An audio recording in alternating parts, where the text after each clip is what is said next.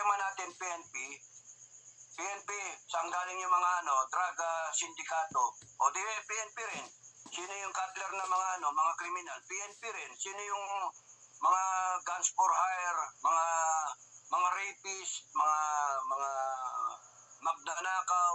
Panay PNP, di ba? So, meron tayong isang organization na imbis na ikatuwa ng taong bayan, ay ikinasasamaan ng taong bayan, yung puso, yung natin, it shouldn't be that way. Binabayaran ng taong bayan ng isang organisasyon at yung 200,000 members niyan para makatulog tayo ng maayos, para na ma-implement ang batas properly. At para yung mga civil liberties natin, ma-enjoy natin. It's working the other way around.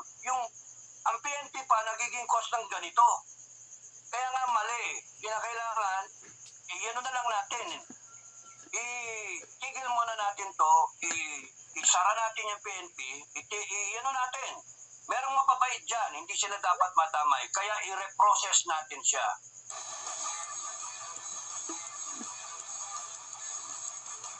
I think ang common dyan na nakikita ng tao, hindi tama yung ginawa.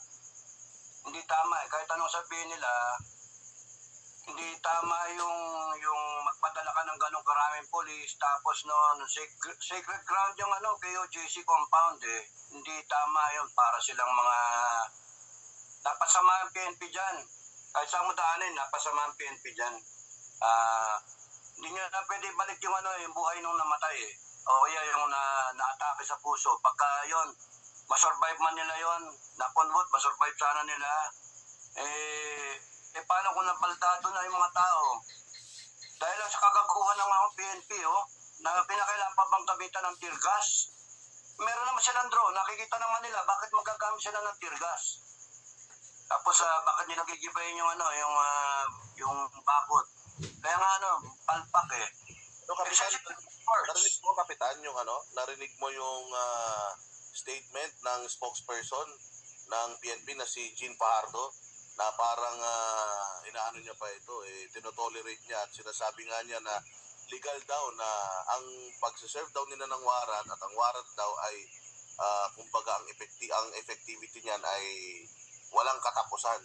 So anytime daw, hanggang kailan nila gustong i-serve, pwede nilang gawin at pwede silang magstay diyan hanggang kailan nila gusto. Unang-una, trabaho ni Colonel Fajardo. Okay naman si Jean Fajardo. I have nothing against her. She's just doing her job. Lahat naman yan sila eh. They're doing their job eh.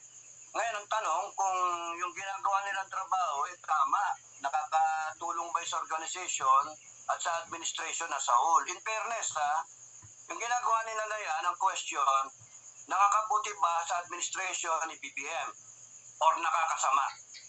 Yung ginagawa pa nila na yan ay a step closer to magulo ang buong Mindanao, yung Davao area specifically, magkaroon ng civil war. Is it a step closer to a situation na explosive na hindi na natin mapipigil? Gusto nila subukan, hindi, ganyan ang mangyayari talaga. Ang dyan, mawala yung respeto ng taong bayan sa PNP. Ngayon, kunyari, trabaho nila yan. Sabihin nila gusto nila sabihin. At yung mga taga-KOJC naman, may legal remedies. At yung korte ang magde-decide kung illegal yung ginawa ng PNP o hindi. Dadating yung punto na yon na matcha-challenge sa korte yan, etc. Tapos na sasabihin ng korte, I'm sure mali ang ginawa ng PNP.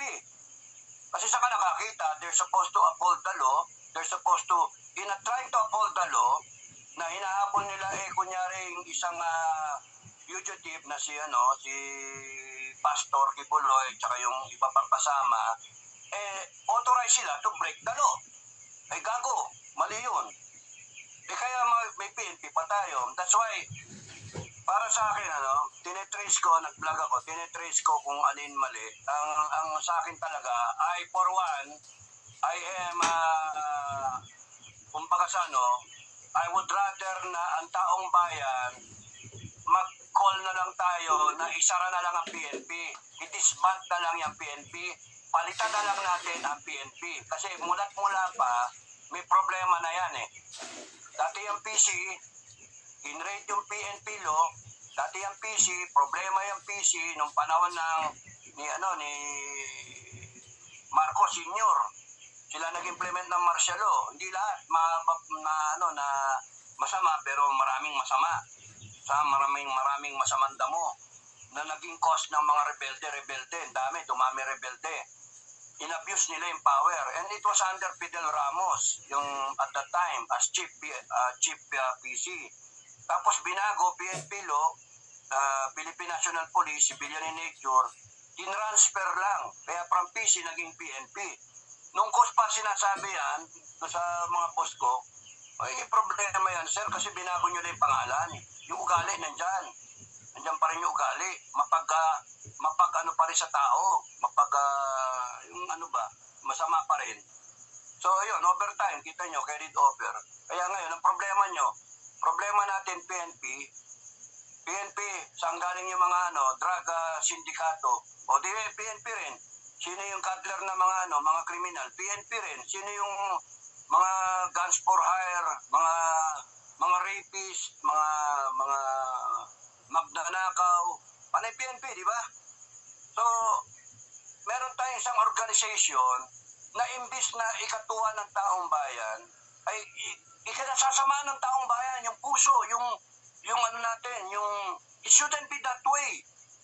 Binabayaran ng taong bayan ng isang organisasyon at yung 200,000 members niyan para makatulog tayo ng maayos, para na ma-implement ang batas properly. At para yung mga civil liberties natin, ma-enjoy natin. It's working the other way around.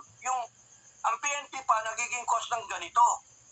Kaya nga mali. Kinakailangan, ano na lang natin. Itigil muna natin to, isara natin yung PNP, natin. Merong mapabait dyan, hindi sila dapat madamay. Kaya i-reprocess natin siya. Kung sino matitino sila maiwan. At yung mga 2,000 na involved dyan sa KOJC, para sa akin in my book, lahat yan tanggalin ko sa serbisyo eh. Kung ako masunod, lahat yan tanggal sa serbisyo, without benefits, without pension, lahat sila. Kasi hindi pwedeng sabihin sumusunod lang sila sa utos. Hindi pwede. Paano kang magkaroon tayo ng polis na hindi alam kung anong tama at mali? Di baril yung mga yan eh.